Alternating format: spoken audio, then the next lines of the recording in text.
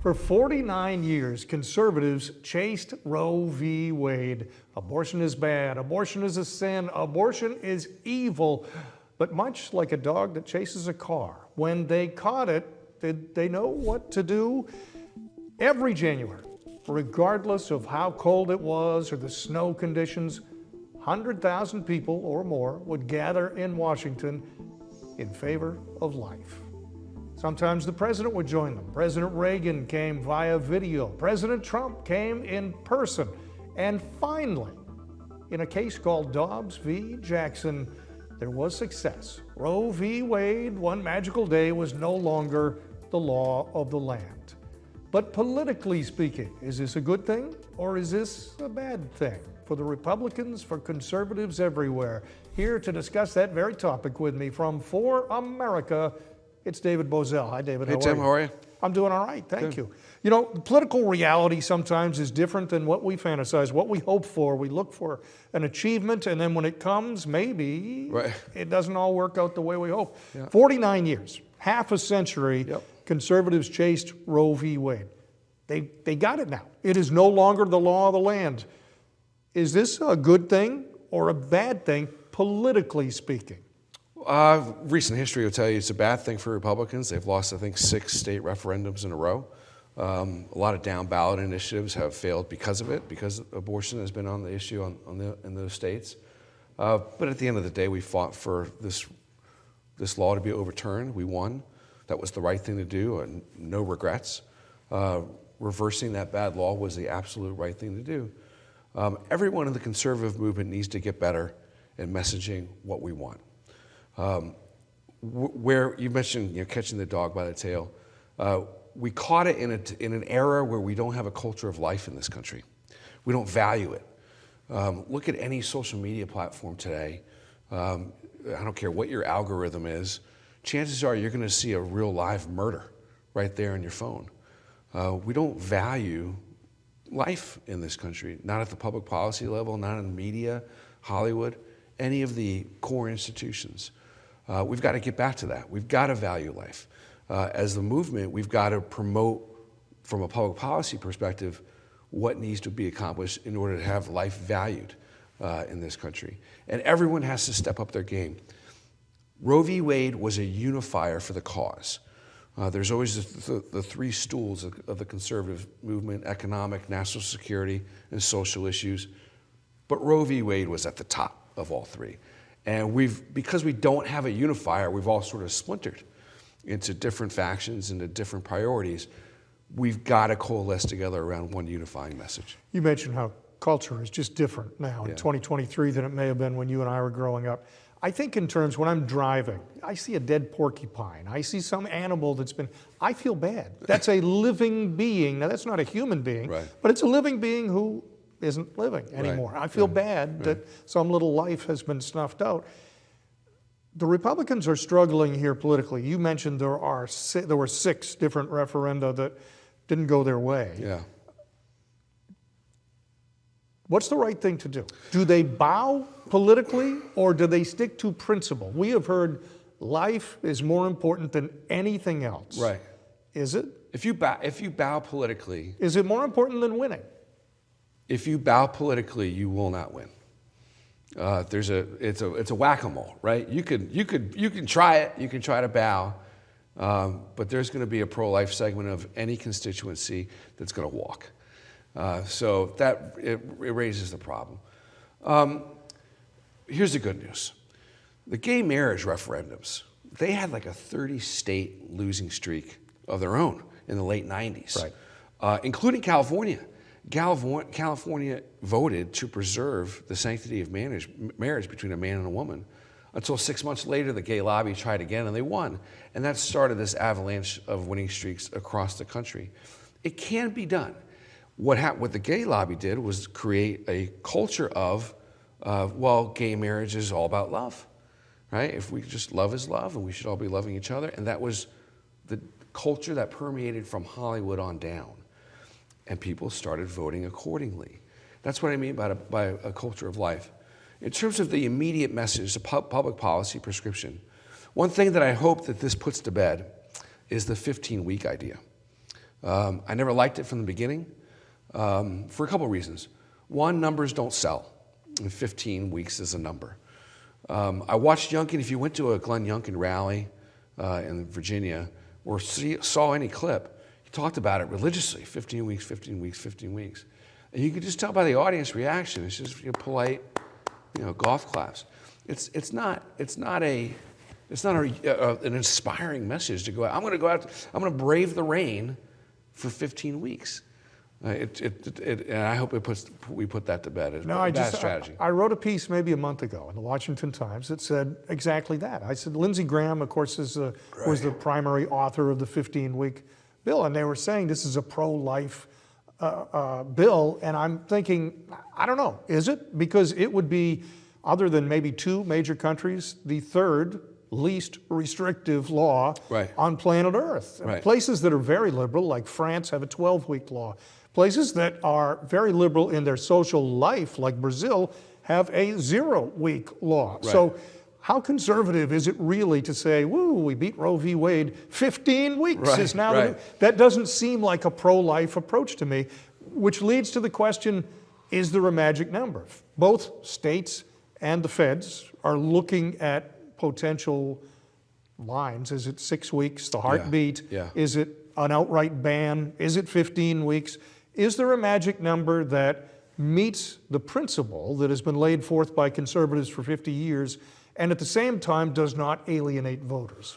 So what I would do if I were the Republican Party, where I thought the pro-life movement politically had the Democrats on the run a couple of years ago, was this issue of pain capable.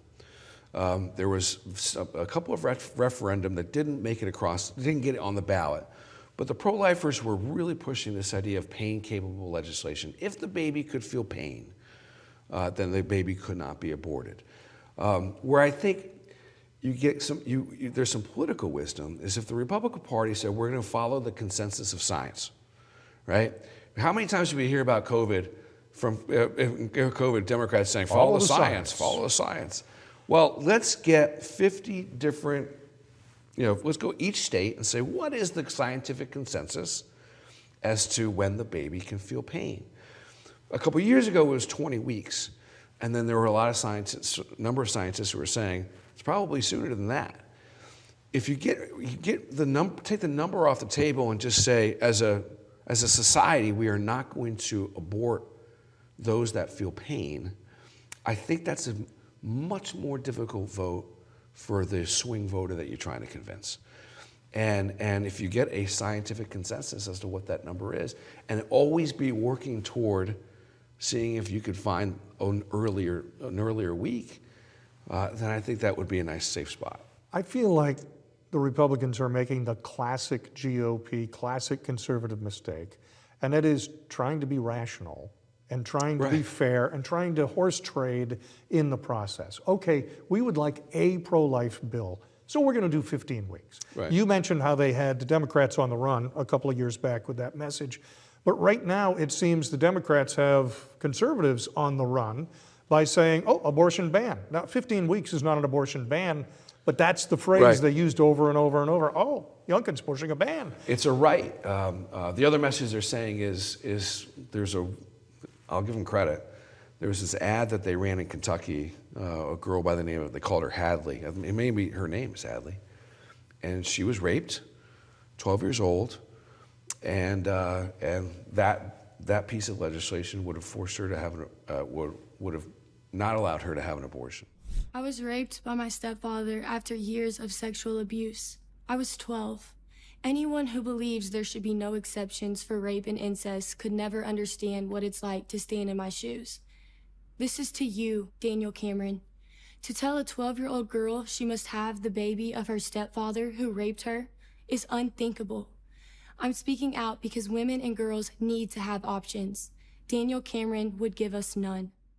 And you're going to have Hadley ads nationwide.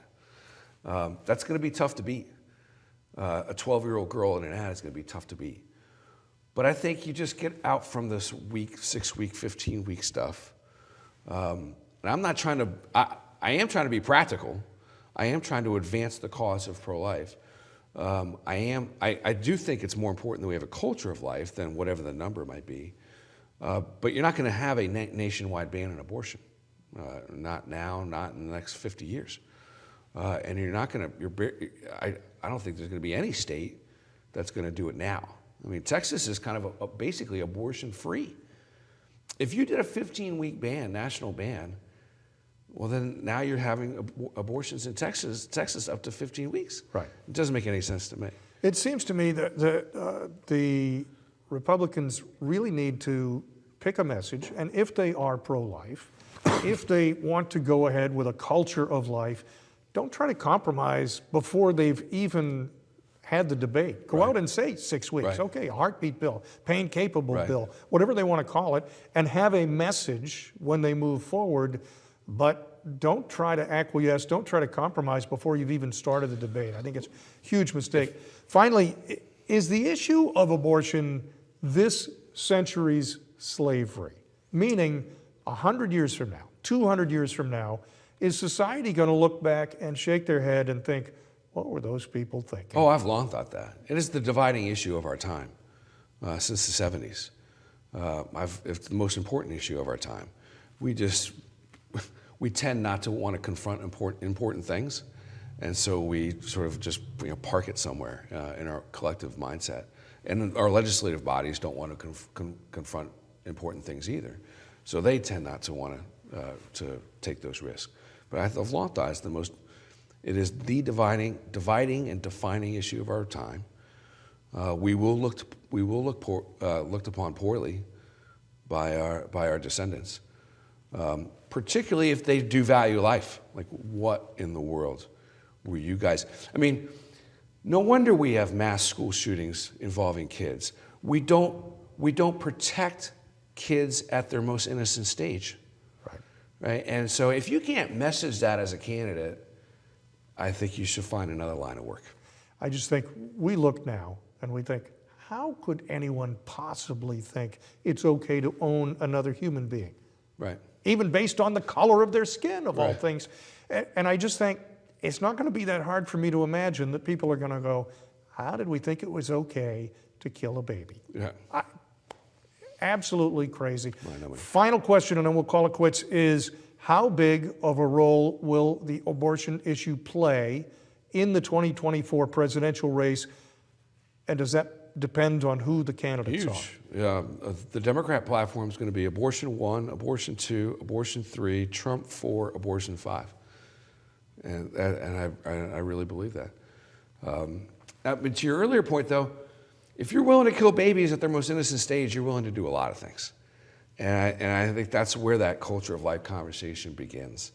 But the Democrats are going to take the Republicans to the woodshed, just beating them over the head with abortion. And it is imperative that we get the best minds in the party. This is what drove me crazy about Ronna McDaniel's responses after Virginia and after the elections. Well, we don't do the messaging. Okay, well, I mean, you had like $400 million in the bank. I mean, you can't apply some to get some good marketing out there? I mean, come on. You're leaving it to Glenn Youngkin. You're leaving it to a state senator in Culpeper, Virginia, to go figure it out. I mean, put some bright minds to this. And that's what there needs to be, a collective effort from the conservative movement and the Republican Party to get together and as to what we want as a unifying message. For America, he is David Bozell. I'm Tim Constantine from the Washington Times. Thank you.